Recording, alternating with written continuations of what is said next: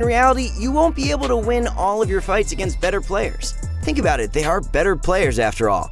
The goal of this video is supposed to be a tool that points out some weak points from really good players and swings the pendulum in your advantage. If a really good player perceives you to not be good, or at least not as good as they are, well, the fact is they're going to let their guard down in many reckless ways. My objective is to help you exploit your opponent's recklessness, and eventually you'll become that good player that you currently fear. With that said, let's just get right into my first point, and that is fighting aggression with even more aggression of your own. Yes, guys, the idea of fighting fire with fire might not work in real life, but in Fortnite, works like a charm. Now, what I mean by this is not that you should jump out in the open and run around W-keying every living thing you see. Not at all. When you should be using this technique is when you've got someone that you know is better than you trying to W-key you. Yeah, really annoying when that happens. But now you're going to have a counter, so yay!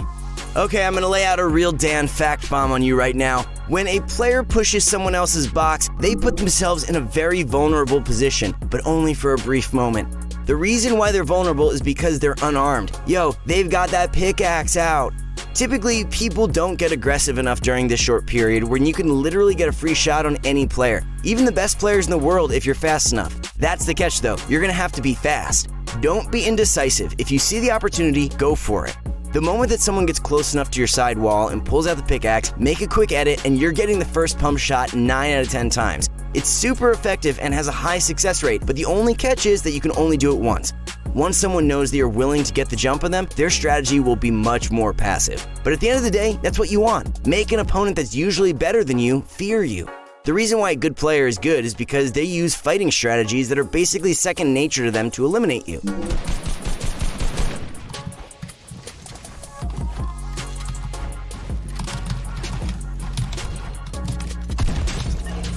I never on anyone that hard in my whole entire life. My whole life of being alive. You making a play like that is going to take your opponent out of his element.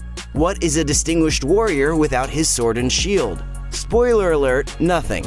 Just a friendly FYI, you don't always have to use the same edit to catch your opponent off guard. In fact, after the first edit, your opponent is likely to predict you to make the same edit again. Switch it up, guys, and make different edits once in a while. Maybe try out an edit bait reset or two to keep a potential adversary on his toes. In fact, we just went over a trick that allows you to trap kill an aggressive opponent, which is in line with the gist of this video. You can check it out in the description or by simply heading over to our YouTube homepage and watching our most recent uploads. Now, although counter-aggressive plays work in close quarters combat, we need to stay disciplined when going up against good opponents.